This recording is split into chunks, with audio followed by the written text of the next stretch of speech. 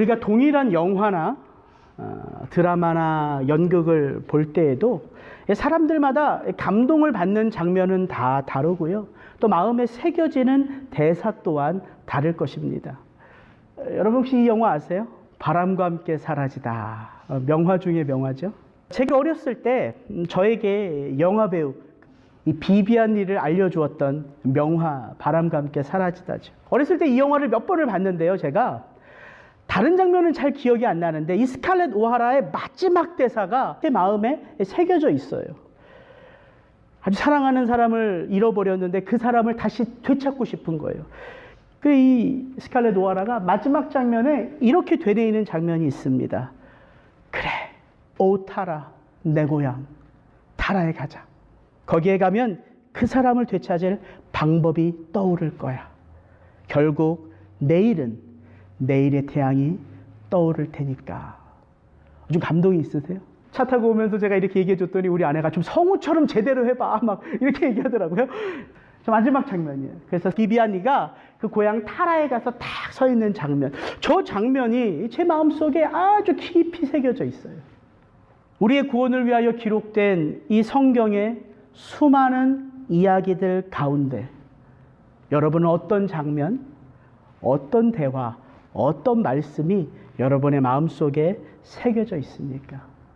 오늘 우리가 함께 읽은 이 요한복음 21장도 아마 많은 성도님들의 마음속에 기억되는 성경 중에 베스트 장면이 아닐까 그런 생각이 듭니다.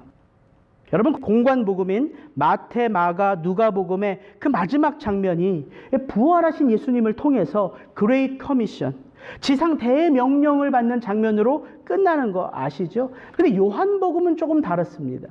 이 요한복음 20장까지 보면 비슷하게 맞춰지는 것 같아요. 부활하신 예수님이 그 무덤을 찾아온 여인들을 만나주시고 유대인들이 두려워 그 문을 닫는 제자들에게 나타나셔서 그들에게 평강을 선포하시고 아버지께서 나를 보내신 것 같이 나도 너희를 보내노라 이렇게 제자들을 파송하시는 장면이 나옵니다.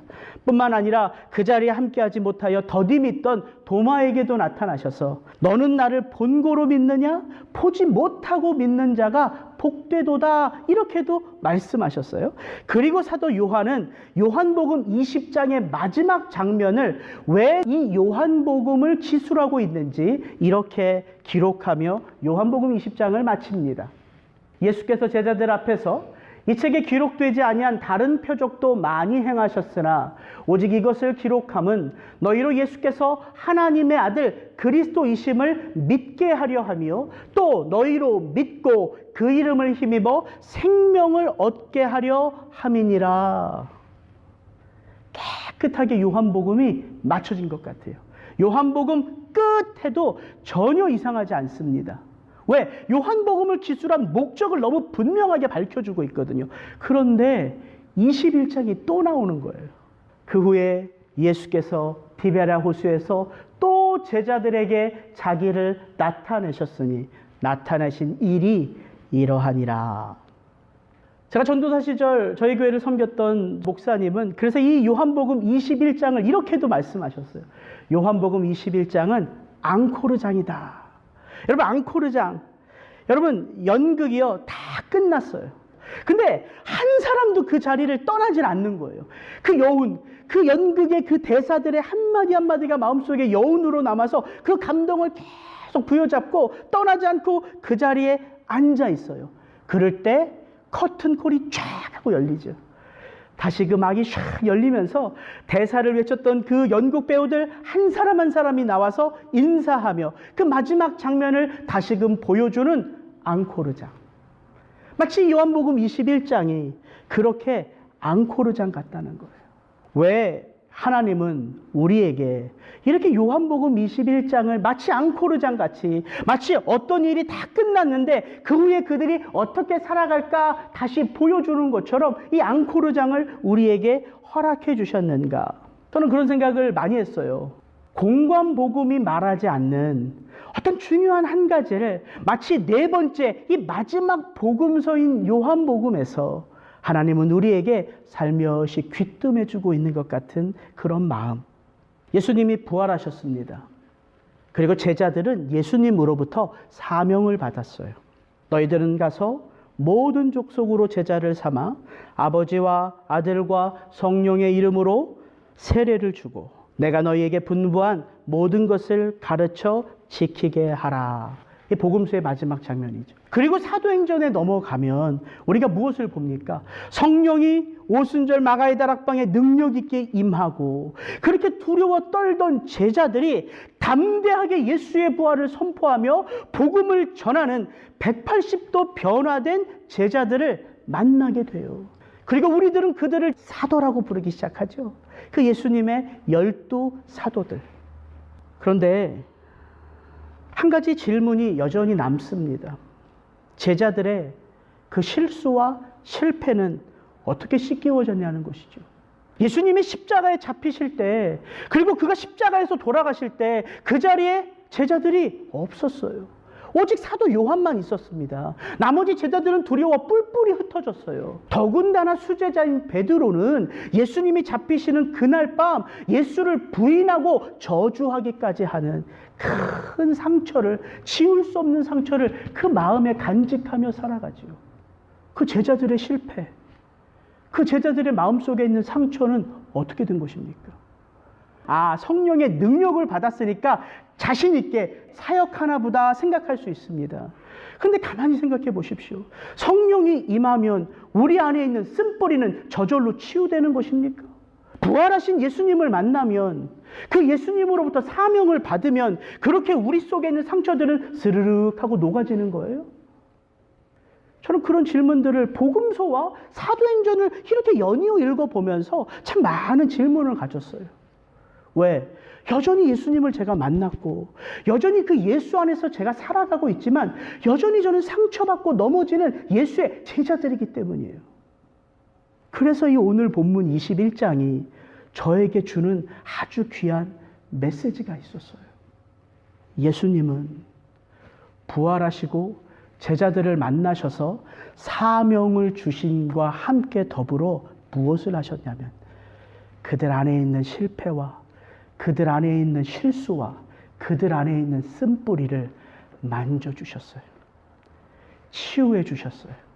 그게 먼저였습니다. 주님에게는 그 어떤 사명보다, 그 어떤 사역보다, 그 어떤 일보다 더 중요한 게 무엇입니까? 그 사명을 감당할 바로 그 영혼이라는 거예요. 그 영혼. 사명보다 더 중요한 것이 그 사명을 감당할 바로 그 영혼이에요. 그래서 주님이 이 상처 입은 베드로의 삶에 세 번째, 부활하시고 세 번째 다시 나타나셔서 그의 마음속에 있는 상처들을 어루만져 주시는 거예요. 여러분, 실수 없이, 넘어짐 없이 그렇게 제자의 사명을 지금도 올곧게 감당하고 살아가고 계십니까? 그렇게 살아가고 계세요? 우리의 삶 가운데 시작된 구원은 여전히 우리가 공사 중인 연약하고 불완전한 존재인 것을 드러내 보여줍니다. 저와 여러분의 인생의 길, 우리의 삶이 그것을 말해주고 있어요.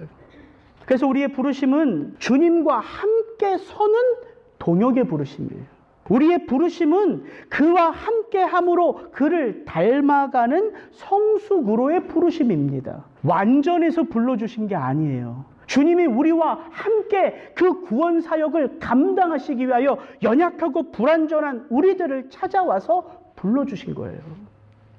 우리들은 구원을 받아가고 있는 지금 이 순간에도 여전히 주님 아니면은 넘어져 그 자리에 주저앉을 수밖에 없는 자들입니다. 주님이 함께 동역하고 계시기에, 주님이 넘어진 우리들을 찾아오셔서 우리의 손잡아 일으켜 세워주시기에 우린 여전히 구원받은 자로 존재하며 제자의 사명을 감당해 가고 있는 거예요. 구약을 대표하는 그 위대한 사명자 모세에게도, 구약을 대표하는 그 기적의 선지자 엘리야도 동일하게 이 자신의 한계, 이 넘어짐의 상황 속에서 하나님, 조카오니 내 삶을 가져가 주옵소서 고백했다는 것을 성경이 우리에게 말해주고 있다는 거예요. 저는 처음에는 엘리야만 그런 줄 알았어요. 죽여 주옵소서, 조카오니 나를 데려가 주옵소서. 근데 민수기를 보니까 모세도 그러더라고요. 수없이 원망하고 수없이 불평하는 그 이스라엘 백성들을 보며 모세가 어느 날 하나님 앞에 매달려요. 그리고 이렇게 외칩니다. 같이 한번 읽겠습니다. 주께서 어찌하여 종을 괴롭게 하시나이까? 어찌하여 이 모든 백성을 내게 맡기사 나로 그 짐을 치게 하시나이까? 이 모든 백성을 내가 잉태하였나이까? 주께서 내게 이같이 행하실진대 구하옵나니 내게 은혜를 베푸사 즉시 나를 죽여 나로 나의 곤고함을 보지 않게 하옵소서. 이게 모세의 고백이었습니다. 그 위대한 사명자 모세도 자신의 연약함과 자신의 한계 앞에서 하나님 앞에 그 부끄러운 고백을 했던 바로 그자라면 저와 여러분들 역시 이 험난한 세상을 살아가면서 우리는 그저 연약하고 불완전한 자인 것을 자주자주 깨닫게 되는 거죠. 그래서 주님의 만져주심이 필요한 거예요. 그래서 주님이 다시금 우리의 삶을, 우리의 심령을 회복하게 하시는 주의 그 은혜가 필요한 것입니다. 오늘 우리가 함께 읽은 본문 속에 등장하는 예수님의 제자들 역시 주님과 함께 걸어가며 그 사명의 길에서 실패하고 낙심한 자들의 모습으로 서 있음을 오늘 본문은 우리에게 보여줍니다. 그리고 그 가운데 특별히 수제자라고 하는 베드로는 부활하신 예수의 소식을 들었고 그 부활하신 예수를 자기의 두 눈으로 보았지만 예수를 부인하고 예수를 배신했다는 그 지울 수 없는 상처로 인하여 예루살렘이 아닌 그의 고향 갈릴리로 돌아가서 놓았던 그물을 다시 잡고 고기를 잡고 있는 거예요. 저는 이런 베드로를 찾아가신 주님이 정말 제자들을 부르셨을 뿐만 아니라 그들에게 사역을 위하여 그들을 온전하게 빚으셨을 뿐만 아니라 상처 입은 그들을 위하여 애프터 서비스 마지막까지 새로운 사명을 주시는 그 마지막까지 다시금 그들을 회복하시고 만져주시는 주님이라는 모습을 제가 발견했을 때에 큰 위로였습니다. 만져주심 그 자리가 어떤 자리로부터 시작되냐면 부르신 그 자리, 넘어진 그 자리로부터예요. 갈기갈리 찢겨진 이 베드로의 심령을 주님이 만져주시는데 어떻게 만져주시냐면 그를 처음 불렀던 그 세팅에서 그가 실패하고 넘어졌던 그 세팅에서 주님이 마치 무대 장치를 해놓으세요. 그리고 바로 그곳에서 그가 실패했고 그가 넘어졌던 그 순간 그대로를 대면할 수 있도록 정말 은혜를 베푸시는 주님이신 것을 우리는 오늘 본문을 통해서 보게 됩니다. 오늘 읽었던 말씀 같이 한번 읽어볼까요? 시몬 베드로가 나는 물고기 잡으러 가노라 하매 저희가 우리도 함께 가겠다 하고 나가서 배에 올랐으나 이 밤에 아무것도 잡지 못하였더니 날이 새어갈 때에 예수께서 바닷가에 서셨으나 제자들이 예수신 줄 알지 못하는지라 예수께서 이르시되 얘들아 너희에게 고기가 있느냐 대답하되 없나이다. 가라사대 그물을 배 오른편에 던지라 그리하면 얻으리라 하신대 이에 던졌더니 고기가 많아 그물을 들 수 없더라. 시몬 베드로가 올라가서 그물을 육지에 끌어올리니 가득히 찬 큰 물고기가 153마리라 이같이 많으나 그물이 찢어지지 아니하였더라. 여러분 오늘 이 장면이요 요한복음 21장에 나온 이 장면 어떤 장면과 많이 유사하죠. 누가복음 5장 1절부터 11절까지 바로 그 장면이에요. 예수님이 베드로를 찾아오셔서 그를 제자로 부르신 그 장면과 다시 예수님이 베드로를 찾아가셔서 또다시 그를 부르시는 그 장면이 아주 오버랩되게 마치 거짓말처럼 비슷해요. 그때 그 밤도 베드로는 수없이 그물을 던졌으나 한 마리도 낚지 못했습니다. 오늘 이 밤도 베드로는 그의 동료 제자들과 수없이 그물을 던졌으나 한 마리도 낚지 못했어요. 베드로의 인생을 보니까 참 어떤 사람에게는 주님이 넘치도록 축복하면서 그를 부르시고 찾아가시는 장면도 있는데 이 베드로의 인생은 공교롭게도 아무리 수고하고 아무리 애를 쓰나 한 마리도 낚지 못하는 그런 심령 가운데 주님이 찾아가셔서 그의 손에 많은 것들을 채워주세요. 뭘 채워주세요? 물고기? 아닙니다. 그냥 물고기가 중요한 게 아니기 때문에요. 주의 임재를 채워주세요. 주의 임재를. 너의 빈 인생 가운데 주인은 나다. 주님을 채워주시는 거예요. 주님을. 그래서 베드로가 고백하는 것 아닙니까? 저 마음 깊은 곳에서 주여 나는 죄인으로서이다. 나를 떠나가소서. 제자로의 부르심은 깊은 곳으로의 부르심이다. 우리의 깊은 곳으로부터 나의 주인이 누구인지를 부르는 그 고백 속에서 베드로는 물고기를 낚는 어부가 아니라 사람을 낚는 어부로 부름을 받은 것이죠. 근데 여러분, 누가복음 5장과 요한복음 21장이 참 유사한 듯 하나 다른 게 하나 있어요. 어떤 분들은 그때는 깊은 데로 가라 그랬고 오늘은 배 오른편으로 그물을 던지라.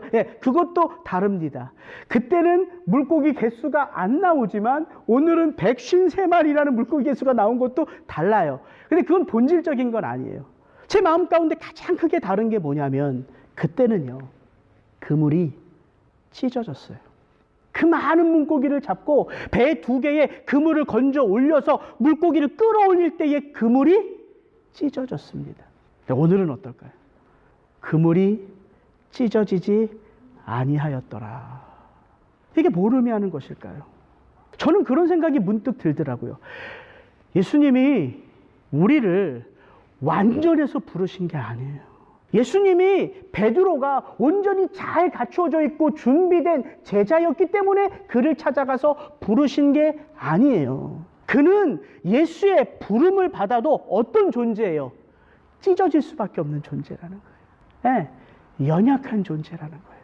넘어지고 실수하고 실패하고 그래서 넘어질 수밖에 없는 존재. 그렇게 제자들이 된 우리들을 한 영혼 한 영혼 주님이 부르시는 거예요. 우리가 완전해서 부르시는 게 아니라 우리를 사랑해서 부르시는 거예요. 우리가 연약하고 부족한 존재이지만 우리를 사랑하셔서 당신의 그 사랑 안에서 우리로 함께 동역하고자 우리들을 불러내시는 거예요. 그럼 우리는 어떻게 해요? 그 부름 앞에 순종하며 살아갈 때에 찢겨질 때가 많다는 거예요. 넘어질 때가 많아요. 실수할 때가 많아요. 실패할 때가 많아요. 그래서 주님이 말씀하시는 거예요. 내 능력이 어디에서 온전하여진다? 약한 데서 온전하여짐이라. 주께서 나에게 이르시기를 내 은혜가 내게 족하도다. 이는 내 능력이 약한 데서 온전하여짐이라. 주님이 바울에게 말씀하신 바로 그 대목입니다. 우리가 연약해도 주님이 우리를 부르세요. 우리가 쓰러져도 주님이 우리와 함께 하세요. 그러나 오늘 이렇게 주님이 다시 베드로에게 나타나셔서 그를 다시 콜링하실 때 그 그물은 찢어지지 않아요. 왜? 베드로의 삶의 패턴이 이제 바뀌어지기 때문입니다. 그는 이제 더 이상 자신을 주장하는 자가 아니에요. 예수님이 잡히시던 그 밤 베드로는 너무나 많은 것을 경험했습니다. 예수님이 그 잡히시는 그 밤 제자들과 함께 뭘 했어요? 성찬의 예식을 했죠. 그 떡을 찢으셔서 주시고 그 포도주를 따라 주시면서 받아 먹으라. 이것은 너희를 향하여 찢길 나의 살이니라. 받아 마셔라. 이것은 너희를 향하여 흘릴 나의 피니라. 새 언약을 맺으시며 성찬의 예식을 거행하셨어요. 그리고 갑자기 일어나셔서 어떤 행동을 취하십니까? 수건을 두르시고 제자들의 발을 씻어주세요. 그렇게 분위기가 무르익었을 때에 주님은 낯선 말씀을 던지십니다. 오늘 이 밤 너희가 다 나를 배반하리라 말씀하세요. 너희가 다 나를 배신하고 도망갈 것이다 말씀하세요. 근데 아무도 거기에 대꾸하지 않아요. 오직 누구만 대꾸합니까? 베드로가. 어떻게 대꾸하냐면요, 자신 있게 말하되 다 버릴지라도 저는 주를 버리지 않겠나이다. 여러분, 그래서요, 우리가 말할 때 그런 표현 좀 조심해야 될 것 같아요. 다 버릴지라도 나만은 절대, 오직, 이런 표현 자신 있게 외친다고 해서 되는 거 아니죠. 제가 처음에 몇 년 전에 피 검사를 하는데 당이 있다는 게 다 밝혀졌어요. 제가 우리 와이프에게 자신 있게 말했습니다. 다시는 고기를 먹지 않으리라. 다시는 밀가루를 입에 대지 않으리라. 네, 자신 있게 선포했어요. 지켜졌을까요? 안 지켜졌을까요? 네, 여전히 고기를 입에 대고 여전히 밀가루를 좋아하는 저입니다. 그런 표현이 우리에게 어울리는 표현이 아니에요. 베드로의 그 고백 때문에 베드로의 충격은 이루 말할 수 없었습니다. 누가복음에 보면 베드로가 그날 그렇게 자신 있게 고백했던 그날 어떤 일을 경험했는지 이렇게 길게 나오는데 한번 눈을 감고 들어보세요. 그날 있었던 일입니다. 예수를 잡아 끌고 대제사장의 집으로 들어갈새 베드로가 멀찍이 따라가니라.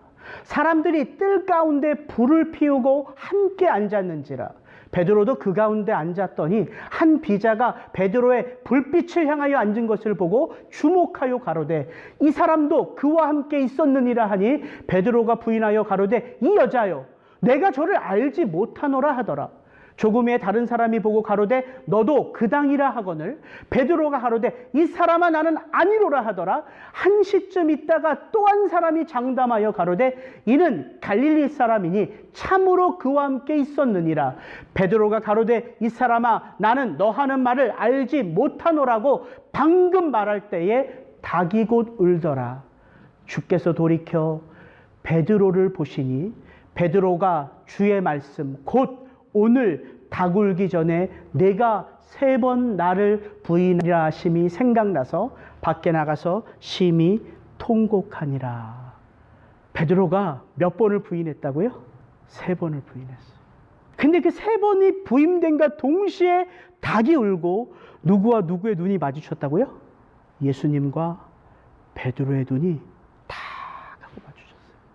그리고 베드로가 얼마 전에 고백했던 그 자신 있는 고백을 깨닫고는 심히 통곡했다 이야기합니다. 오늘 이 요한복음 21장에 예수님이 그 물고기를 걷어 올린 베드로를 어디에 앉히셨다고요? 불가에 앉히셨어요. 이게 예수님이에요. 베드로는 지워버리고 싶은데 베드로는 깨끗이 식혀가지고 하나도 내게 남지 않았으면 하는 그 일들이 예수님에게는 베드로를 찾아갈 이유가 되셨다는 거예요. 그게 번뜩 깨달아지더라고요. 내 삶 속에도 너무나 버리고 싶고 돌리고 싶고 씻어버리고 싶은 내 삶 속에 더덕더덕 있는 내 삶의 그런 모든 문제들이 예수님에게는 다시 내가 형우기를 찾아가야 할 이유가 됐다는 거예요. 여러분, 왜 예수님이 똑같은 장치, 무대 세팅을 해놓고 이 베드로를 그 자리에 앉혀 놓으셨냐면, 여러분, 상처란 저절로 치유되지 않습니다. 그래서 많은 상처 입은 자들이 그 상처 입은 그 상황, 그 환경이 트라우마로 남아서 그와 똑같은 자리, 그와 똑같은 비슷한 상황에 있으면 못 견디잖아요. 그래서 그러한 상황을 피하는 거잖아요. 근데 오늘 예수님은요, 베드로를 치유하시기 위하여, 그를 만져주시기 위하여 그가 스스로 자기 자신을 대면할 수 있는 그 자리에 세우신 거예요. 어떤 자리? 그가 처음 예수님께 부름받았던 그 부르심의 자리, 그가 예수님을 배신했던 그 배신의 자리, 그 자리에 베드로를 다 갖다 놓으세요. 근데 다른 게 있어요. 베드로의 모습은 상처로 얼룩져 있지만, 베드로의 모습은 실패로 얼룩져 있지만, 예수님은 여전히 예수님인 거예요. 여전히 그에게 물고기 하나 가득 안겨주시면서 그의 마음 심령 속에 예수님은 여전히 너의 동역자임을 알려주시고, 베드로가 그렇게 배신했던 그 화롯불가에 지금 예수님은 어떤 모습으로 앉아 있어요? 자신을 배신한 그 베드로에게 떡을 굽고 고기를 구워 내가 바로 너를 케어하는 너의 목자라는 사실을 가르쳐주고 있다는 거예요.